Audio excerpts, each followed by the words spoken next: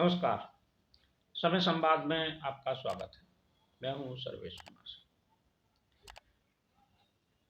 2024 के चुनाव में गठबंधन की राजनीति का बहुत महत्व हो गया है।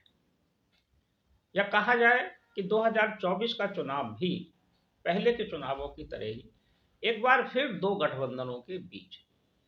पिछला चुनाव एनडीए बनाम यूपीए हुआ था। अब यूपीए समाप्त हो गया, अब हो गया इंडिया। तो ये चुनाव भी एनडीए बनाम इंडिया हो गया है। लेकिन दोनों संगठनों की या दोनों गठबंधन की स्थिति में बहुत अंतर हो गया है। यूपीए ने 2 कार्यकाल तक देश में सरकार चलाई, 2004 से 2009 और 2009 से 2014। दोनों बार यूपीए गठबंधन की सरकार के मुखिया या प्रधानमंत्री डॉक्टर मनमोहन सिंह थे। इस बार 2024 से पहले विपक्ष के नेताओं ने नया प्रयोग किया, नया गठबंधन बनाया। उन्होंने यूपीए को तिलांजलि दे दी। ये तो इतिहास बताएगा कि ये यूपीए को तिलांजलि देने का फैसला कांग्रेस के नेताओं का और बाकी विपक्ष के नेताओं का सही था या गलत था, या कांग्रेस के नेता कुछ दूसरे विपक्षी नेताओं के झांसे में आ गए और उन्होंने यूपीए को छुड़वा दिया, यूपीए का नाम खत्म करा दिया। जबकि यूपीए के नाम पर 2 बार सरकार चलाई कांग्रेस ने। अब उसका नाम इंडिया रख लिया गया। इंडिया गठबंधन बड़े जोर शोर के साथ 2023 में शुरू हुआ था। पटना से इसकी शुरुआत हुई थी। इसके सूत्रधार नीतीश कुमार थे। लेकिन जैसे जैसे कारवां आगे बढ़ता गया, इंडिया गठबंधन 4-5 बैठकों के बाद बिखरता चला गया और उसके सहयोगी एक एक कर छोड़ने लगे। सबसे पहले तो नीतीश कुमार ही छोड़ के गए, ममता बनर्जी चली गई, वामपंथी दलों ने किनारा कर लिया। दिल्ली में हालांकि केजरीवाल साथ हैं, लेकिन वो पंजाब में साथ नहीं। उत्तर प्रदेश में राष्ट्रीय लोकदल ने साथ छोड़ दिया।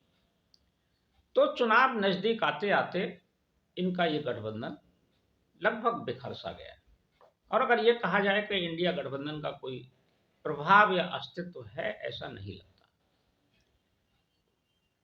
इंडिया गठबंधन के बिखरने की जो सबसे बड़ी वजह रही, ये तो कांग्रेस के नेता और गठबंधन के नेता चर्चा करें और उसका विश्लेषण करें, लेकिन राजनीतिक विश्लेषक के तौर पर हमें जो लगता है, जो राहुल गांधी की भारत जोड़ो न्याय यात्रा रही, ये न्याय यात्रा राहुल गांधी के लिए तो एक प्रभावकारी रही उनके व्यक्तित्व के लिए, लेकिन इंडिया गठबंधन ध्वस्त हो गया। राहुल गांधी यात्रा में व्यस्त रहे और इंडिया गठबंधन के साथ ही साथ छोड़ते चले गए। जैसे जैसे यात्रा आगे बढ़ती गई, गठबंधन कमजोर होता चला गया। दूसरी तरफ इंडिया गठबंधन के मुकाबले में जो सबसे बड़ा गठबंधन है और जिसकी सरकार है केंद्र में 2009 में के बाद, जो गठबंधन केंद्र में था यूपीए, उसके बाद 2014 में उसी गठबंधन को एनडीए ने बाहर किया। एनडीए की सरकार 2014 से 2019 और 2019 से 2024 सफलतापूर्वक चली। अब एनडीए गठबंधन जैसे जैसे इंडिया गठबंधन बिखरता गया, एनडीए मजबूत होता चला गया। नए नए साथी इनके साथ जुड़ते चले गए। नीतीश कुमार साथ जुड़ गए, फिर राष्ट्रीय लोकदल साथ जुड़ गया। महाराष्ट्र में कई कांग्रेसी नेता उनके साथ जुड़े हैं। शिवसेना पहले से ही विभाजित होकर उनके साथ आ गई, एनसीपी विभाजित होकर उनके साथ आ गई। अब जो नए सहयोगी एनडीए में आ रहे हैं, उनमें सबसे प्रमुख है उड़ीसा का बीजू जनता दल। उड़ीसा में नवीन पटनायक की लोकप्रिय सरकार है। नवीन पटनायक लोकप्रिय नेता हैं, वो बीजू पटनायक के पुत्र हैं।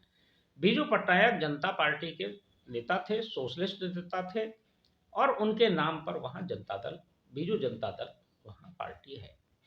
बीजू जनता दल का अपना पूरा प्रभाव है पूरे उड़ीसा में। बीजू जनता दल के साथ भारतीय जनता पार्टी की बातचीत चल रही है और एनडीए का वो नया हिस्सा होने जा रहा है। हो सकता है 1-2 दिन में इसकी घोषणा हो जाए।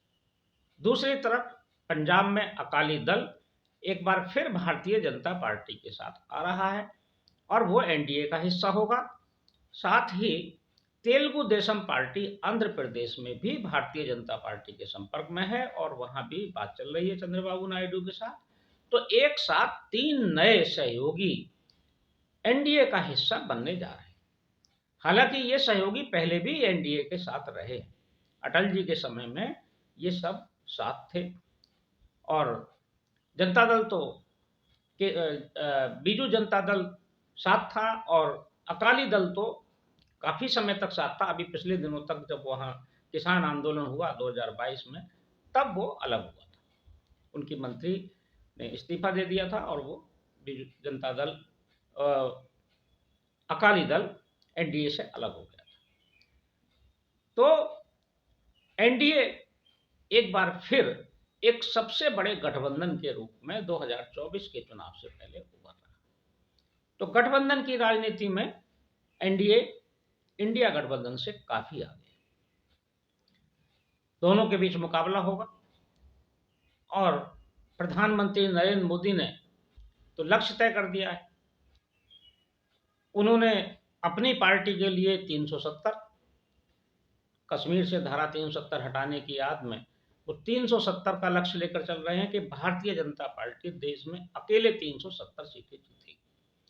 और एनडीए के लिए उन्होंने लक्ष्य तय किया है कि 400 पार, यानी कि 400 से अधिक सीटें पूरे गठबंधन को जीतनी है।